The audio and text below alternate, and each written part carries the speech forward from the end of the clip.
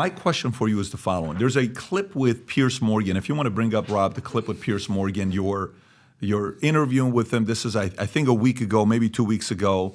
And at the end of the clip, he asks you a question. And I want to kind of ask the question in a different way to see what your thoughts are. But play the clip when he asks this one-word answer he wants from you, which he doesn't get. But go for it. If you got the opportunity democratically, would you go back and lead Iran? I will help my fellow compatriots as much as I can with no personal ambition. I don't think that the issue for me is anything beyond helping the creation of the kind of institutions well beyond the constitutional government, because civil society is the ultimate watchdog for society, and we need to strengthen this institution to make democracy a lasting system in the country. Okay. I'll take that as a yes, not 76 words, Reza. Not 70. You can pause it right there, Rob. But I think my question... I didn't hear the one word, by the way. Oh, I got you. Okay, I got it. So, my question for you would be more from the standpoint of, do you want the job? And let me explain what I mean by this. Because, so I got 4 kids. I got 2 boys. And I watch one of my kids play a certain sport. And he's playing it because he wants to make me happy, right? It's kind of doing, it's like, yeah, I'll do it. It is what it is. But I watch him play a game that I'm not a fan of, but that makes him happy and he wants to do it, right? Obviously, nobody in the world can really explain what it is to be Crown Prince Reza Pahlavi. With the pressures of, hey, everybody wants to ask you about your father. Everybody wants to ask you about your what are you going to do? When are you going to do this? And it's this constant pressure that only one person can understand. Your kids are not going to understand it. Your wife's not going to understand it. Your supporters are not going to understand it. No one's going to understand it. Your mother may not even fully understand it because it's a son. Your mother just wants the best for you. Mother's relationship with a son is very different. And she has to play a diplomatic role, right? Because she loves her husband, but she also loves her kids. So, when you see to get the kind of support, I believe, from people behind you to go through this that's going to be very, very ugly, you got to want the job. Do you see it as you want the job, you want to be the person to help bring democracy to Iran or, help people be free? Or is it more like, if the people want me, I will. It is my duty, it is my responsibility. I'll do the job. How do you see it? Well, honestly, Patrick, and I'm not giving you BS, this is really what I wholeheartedly believe. I think that a lot of people trust me in the sense that I could help them with the transition. That doesn't mean that I represent the outcome. That means that I can help the transition. On this note, I have many people who are monarchists who support me. I have many people who are Republicans and support me. And I've said time and again that I'm not running for any office because, and I tell you why. Because in terms of the job, let's define what a job is. I will tell you what I'm willing to do and what I'm not willing to do. I start by telling you that I might have been destined at some point to have been the future king as a result of having been a crown prince. And of course, then everything goes south and the regime changes and a new reality sets in. So I'm now a young man in exile. And of course, I'm engaged with the opposition activity of Iranians against the regime from the get-go, from the early 80s. And now, as I said, 43 years and counting, I'm still doing the same. Because I believe that this regime at some point will not last. Hopefully it will be in my lifetime. And in that sense, we as Iranians have an opportunity to design our future. But what do I bring to the table? What do I really bring to the table? First of all, I think that it was a blessing in disguise for me in terms of the experiences that I have acquired in all these years that I would never have acquired if I had just been in Iran and just went to a transition. I had the opportunity of traveling the 4 corners of the world. I had the opportunity to see different cultures and civilizations. I had the opportunity to talk to average people, cab drivers, merchants, students, officers, all type of people, understanding how citizens in respective countries look towards their leaders or governments, or what are their peeves, what are their frustrations, what are their demands. That's a wealth of information. And when I look at Iran, forget about the governing part of it. But what I think the country needs, and I think what the country needs in terms of beyond the structure of governance, that's what I was trying to tell Pierce, that civil society, its role in maintaining the process, I mean, all the watchdogs in society, all the whistleblowers, when you look at, the whole story about, Watergate and what happened then, and, had it not been for these two reporters, what would have happened? And so many examples like that. I really think that what I can bring, which is most helpful to the nation, are all these elements that strengthen society, that educates and prepares society, that gives citizens the understanding of how to fight for their rights. Example, I guarantee you, Patrick, right now, we bring in the best constitution that guarantees the right of citizens, particularly that of women. And it's there, encoded in the laws. What percentage of Iranian women in Iran do you think today are even aware of what they are entitled to begin with? Less than 10%. So what do? Is it sufficient to simply have the laws and the books? Or do you have to bring awareness to society, bring them those extra elements that actually equips them to fight for their rights or to obtain their rights or to be guaranteed their rights? I don't see that in the position if you are engaged in the day-to-day routine of running the country as an executive. I don't see myself in that role. Worst, if people want me to be in that institutional role, you're technically muzzled. You can have opinions, and boy, do I have opinions. But can the Queen of England or the King of England today have an actual opinion on the government and its policies? They can't. And that's a ceremonial role that I don't see for myself either. It's very awkward if you think of it. I'm actually liking this because so are you saying you don't want the job, you don't want to move your family to Iran and run it, but you're willing to help in the transition and help somebody else do it? Is that kind of what you're saying? And that doesn't mean that I won't go there. That doesn't mean that I won't be there. That simply means that do I have to absolutely be in a position of authority to be able to do a job? Do you want to be the one living in Iran, moving your family there, running Iran? Do you see that? Well, it depends on the circumstances. I mean, seriously, it's impossible to answer some of these hypothetical questions because a lot depends on whether or not, in fact, we have attained that. B, is it something that you could do? C, do they even want that? Who I don't knows? think that's how it works, though. You're Crown Prince, with all due respect, if I may challenge you on this topic, this by is all why means do so. The only reason I'm saying this is the following reason, because for me, I do business planning with my different business owners we consult for and we'll sit for. And what do you want? Well, I want this, okay, can't really help you. What do you want? Here's what I want. Within 10 years, 100 million revenue, expansion. Then I'd like to sell the business within 20 years when I'm 72 years old because I want my two boys to run the company and I want to be a chairman of the board. It's like, perfect. Let's go raise capital. Let me make some calls. Call this recruiting firm. Let's get Korn Ferry on the line. Let's get you 3 C-suites. You need a CEO. You need a CFO. You need a Let's make the call. I'm talking to my kids.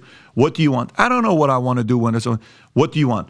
Daddy, I want to play for Manchester, and I want to do this. And I'm like, okay, babe, we got to go find out if this kid can even play for Manchester. Here's what So I think the reason why I'm challenging you with this thing is because the more we know as the audience, then we can back you up, or your word carries weight where you can come, there's a couple names I can't say, a couple names I cannot say. I can say Ali Karimi, I can say Ali Daei, I can say these names. You know these names, very loved, beloved. One is a coach, player, 15 million followers, respect. They're kind of sitting sidelines, but there's also a couple military people there in Iran that they don't want me to release the names. And some of them are purely out of respect to you, like the level of respect they have for you. They don't even want the name to be mentioned because it's like, this is not my business. I don't want to do this. This is him. We're willing to do anything to help him, come and bring freedom to Iran. And so I think and if you don't agree with me, please push back and challenge me. I think there's a part of it that you're holding back the community because you care. You are the face everybody's waiting to do. I think that it would be beneficial to the people for you to say, yes, I've spoken to my wife, I've spoken to my family. Here's what I'm willing to do at this age, and I'm willing to go. I'm no longer 20 years old. I'm no longer 30 years old. I'm no longer. There's a different perspective I'm on your 63. I'm approaching retirement age. Well, that's why I soon. respect that. I totally that's why I'm saying it is a different life today than there. But that doesn't mean that you cannot still have influence and impact. But you see, when you say you that, simply have to have an absolute executive role to get the job. But that's the debate here. But I love that, because to me, when you say that, what it does to me is it creates an opening for me that's on the sidelines. Not me. I'm not. But for somebody on the sidelines to say, okay, great. I'd like to put my hand on there. Can we have a meeting, Crown Prince? Hey, I'd love to get your support and counsel. Can we fly out to, maybe Dubai and have a meeting? We want to come and put an event together, and we think you're going to be the flag carrier and the voice to rally and get people. And I actually think you'll have more moral authority because there is no motive there. You know how sometimes, like, somebody, it's a tricky thing, and maybe there's some level of hesitation or paranoia on my behalf, simply because if they misconstrue or misunderstand the intention, he's doing this because he wants to put the crown on his head, he's doing this because he wants to have power, he's doing this because of this and this and that, which is not the case. But on the other hand, it could be, well, how committed is he? I think that I proved in 43 years of living a life that I could have otherwise said, screw you, you've screwed us up and my family, I'm going to go after myself. I think I paid my dues and proved that I've sacrificed a lot. And again, with no other intentions than to be able to help my fellow compatriots achieve something that they deserve better. So my focus right now is a phase in which we are. How do we get rid of this regime? And then how do we manage the transition? And I know that requires leadership. To that extent, I'm planning to play that role, to be the agent of transition, to help people achieve that. I don't know how they will vote in the end. And as I said, I'm not placing myself as a candidate for the job. Do you have interest as this for was that? my ambition. Do you have interest in that? My interest is to help Iran have the proper governance in place that they desire, and I would like to be able to help that. Then let me ask this. I still think that I can help the country. Fully the way agree. I want to help the country, I'll tell agree. you how I think I can help the country. Go for it. It's not by saying we're a bunch of ministers around the table debating what should be, how do we set the price for oil today, or what's this aspect of diplomacy vis-a-vis these countries that we can write such a contract. There are enough people capable of doing that. There's something that I think I'm capable of doing that a lot of them may not be able to as easily do.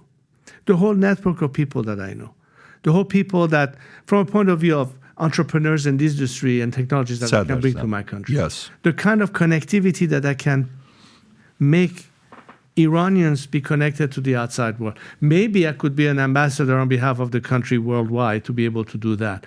I really don't see myself isolated in some chamber with a bunch of the decision makers and not be able to free to roam the country, to see the people from near, know exactly what they want, not to be surrounded constantly by a whole court of security guards and have an overworked schedule where you really are stuck to some function of executive. Honestly, truth to God, that's not me. And I think that I can still contribute to the country. So if Iranians come and say, you either have to say absolutely 100% unless you're not going to be there to put the crown on your head or be the next president, then what's the point? I said, guys, I cannot be someone that I'm not. That's what I am. That's what I want. That's what I would like to be able to help you with. If that's not good enough, that's fine. Bypass me. Find somebody else. But I'm not here to gain power. I'm not here for the job in the sense of being in control. At least not now, because I think we are far from that debate and argument.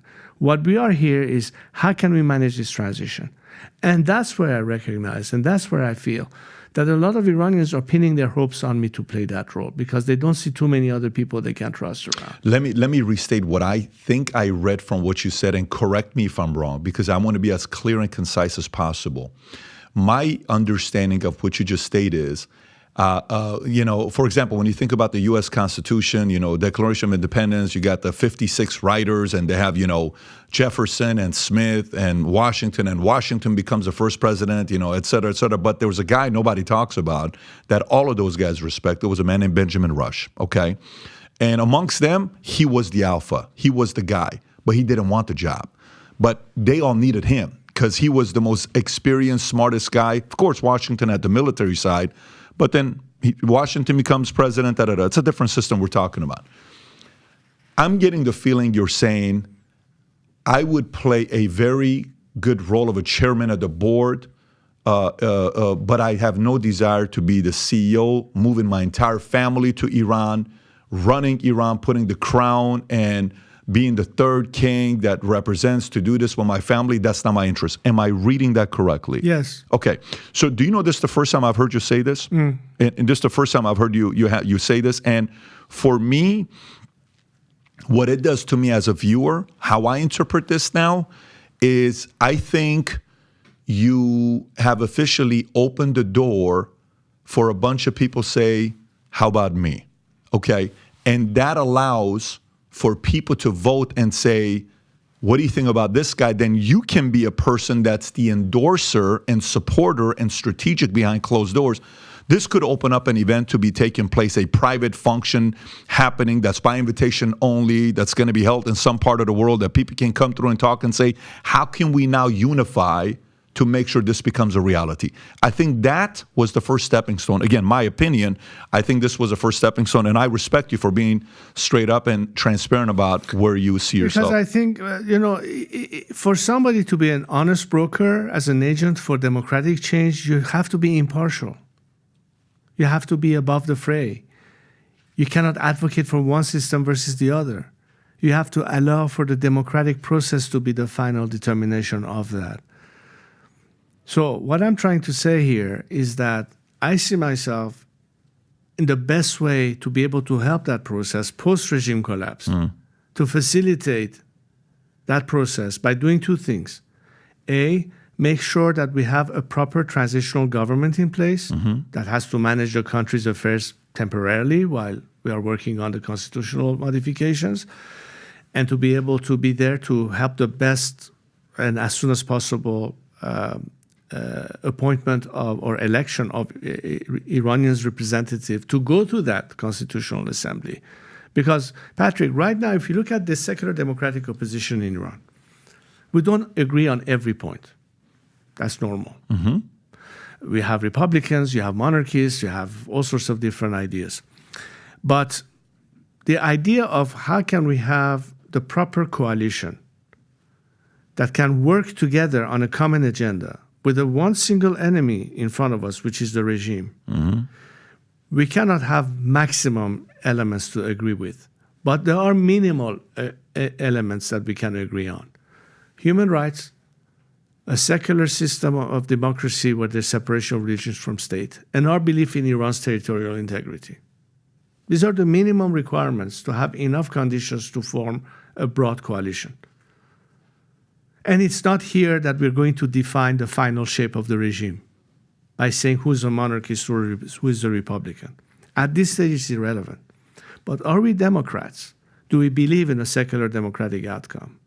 Is there enough of us to form enough of a broad coalition to lead the country in that direction? Question number one. That's the first one we have to answer.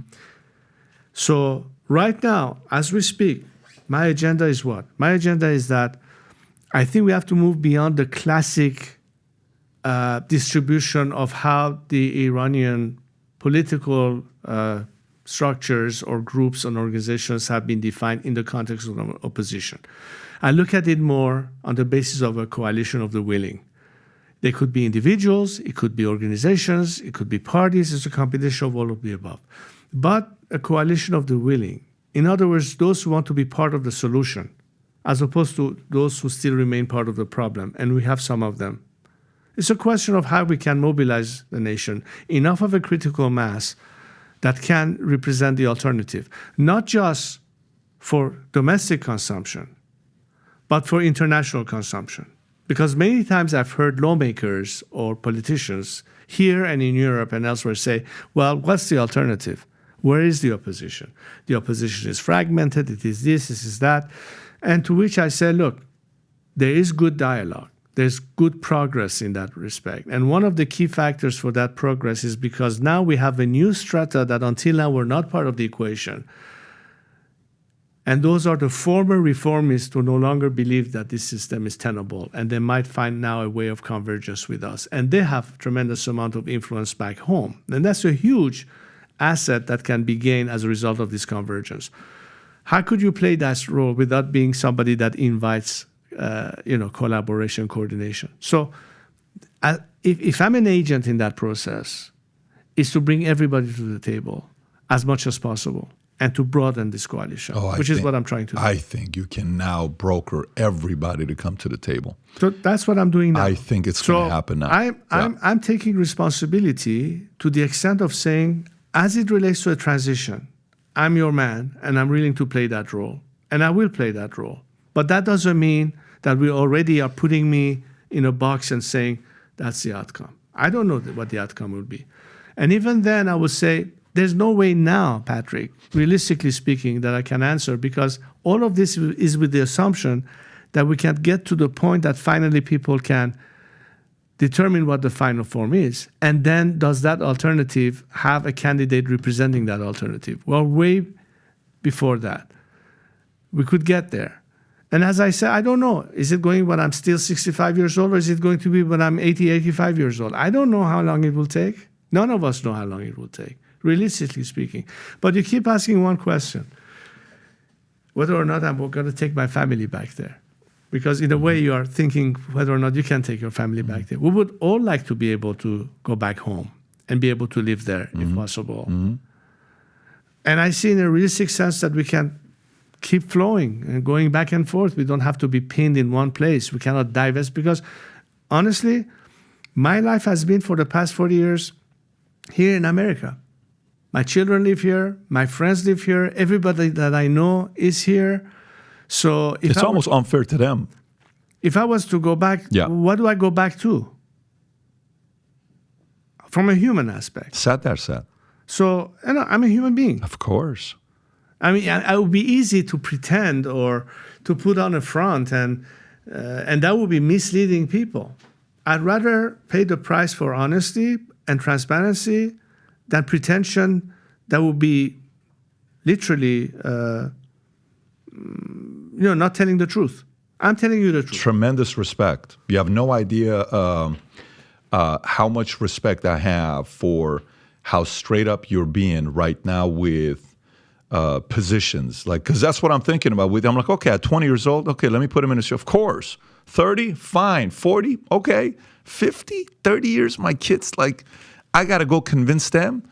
43, 44 years, my wife, the places you go to, where you live, schools, the system, all of that. And by the way, for me, I have no desire to move back. It would be the most unfair thing for me to do to my American wife, which you've met, and who's from Houston, and my 4 kids who they're used to this. But I would love to go take them for a month, 2 months, 3 months, and stay there and go.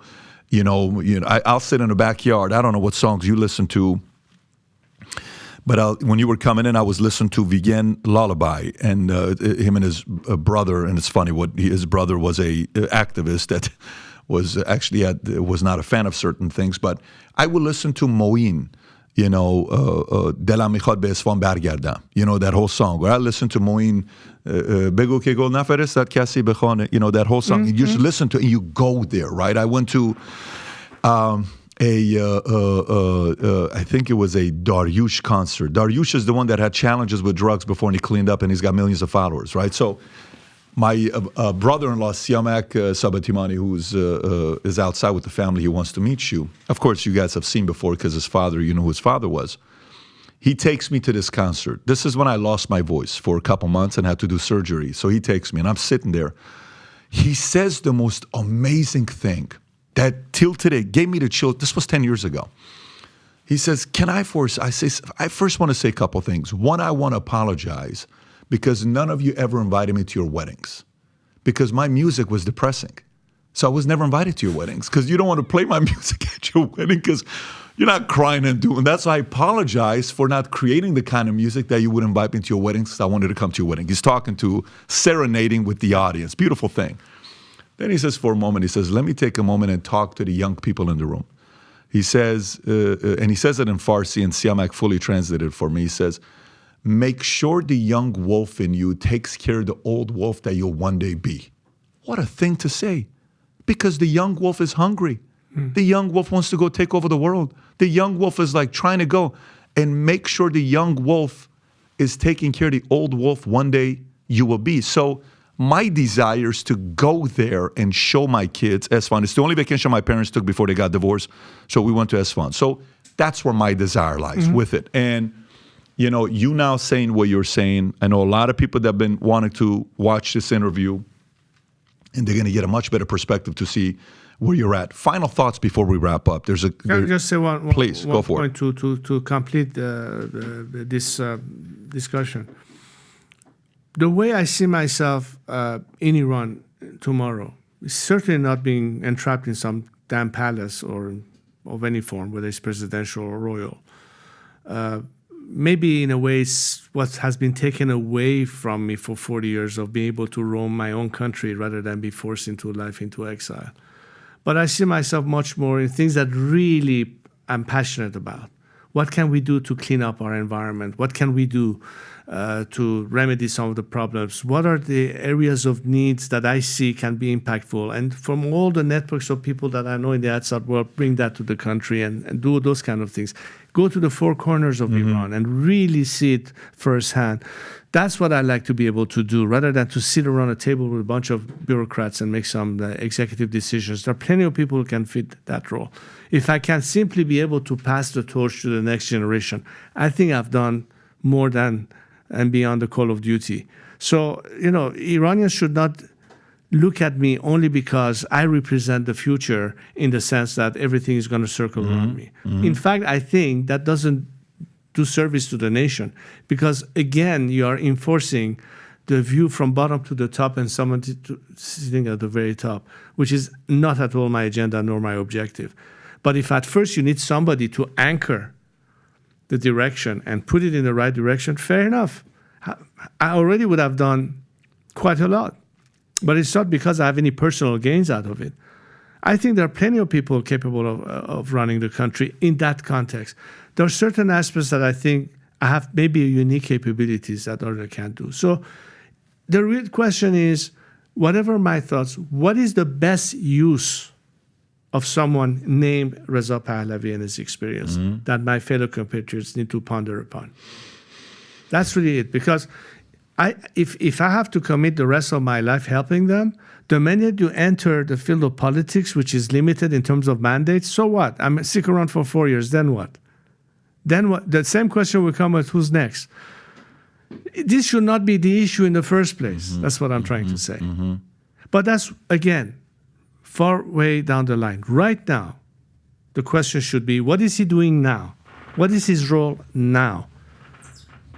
And I'm trying to explain what my role now is. And the only role that I could possibly have is to say, fellow Iranians, whether you are monarchists or Republicans, whether you are conservatives or socialists, whoever you are and wherever you are, we can only have one common agenda to liberate our country. And when we differ in opinion, let our representatives debate it in the Constitutional Assembly. And the final measure is the ballot box. The highest instance in the line, which is the parliament, and the only mechanism of measuring popular will is the ballot box. It's as simple as that. Do we have that in Iran right now? No. Can we determine our future without this? No. So let's get it to a position where we have those mechanisms, because that's the only way we'll be able to argue that we have determined our future in a true democratic process. Crown Prince, I'll give you the final thoughts here with the role, if I'm watching this right now, if I'm U.S. and I'm Iranian, And, I'm watching this whole thing blown away by the conversations we've had. What can I do? If I'm watching this in Iran, VPN, and I'm listening to what you're saying, what can I do? Okay, whether I'm younger, middle-aged, older. If I'm watching this on Manoto, whatever the different media outlets are going to show it, or any of the places, what can I do to create progress? How can I help? Today's Gen Z generation of Iranians, young Iranians, I'm sure will be extremely positively impacted and encouraged knowing that a fellow member of their generation in America or elsewhere are really connected in the same vision and goals, and they know that they have synergy. They have the same interests of working with one another. One day they may become business partners. One day they may become associates. One day they may be able to connect to do whatever it is as a project that they're trying to lead. And I think that my message to the outside world, to the audience that is watching this program, particularly the younger people in this country, is you would not possibly imagine how impactful it is, whether you are active in social media or in any means of communicating, whatever you want to communicate, that at the other end, Iranians will hear you. Young Iranians will follow you, will hear what you have to say. They want to connect with you. Because the biggest problem we have is we have this obstacle, like what the Iron Curtain was, that separates Iranians from the rest of the world. And every time we've seen in this whole Women Like Freedom, how much solidarity was demonstrated by the world. You don't know how far it went in giving hope and courage to our young Iranians fighting the regime on the streets. So I think today we cannot argue like it was at the time of the revolution. There was very little means of communication and or hearing back from the country. Right now, as we spoke, Patrick, you showed some of the footage we see in Iran. Mm-hmm. Where did you obtain it from? Social media. Exactly. So we cannot have the excuse that we don't know what's going on because it's out there. Mm-hmm. And what's interesting is that sometimes certain governments or government officials sound like they haven't even seen such footages. What I'm trying to say is that if we believe in people's power, then at the end it's people who force their decision makers to act. They demand change. They demand end to apartheid. They demand end to bigotry or whatever is the agenda. People's power. And it should not be underestimated, particularly in this day and age of social media, because I think the ultimate leverage is not because some senator or congressman will become passionate about understanding what it is that I'm trying to explain to them at the end of the day in the interest of Iran. Politicians understand one thing, getting reelected.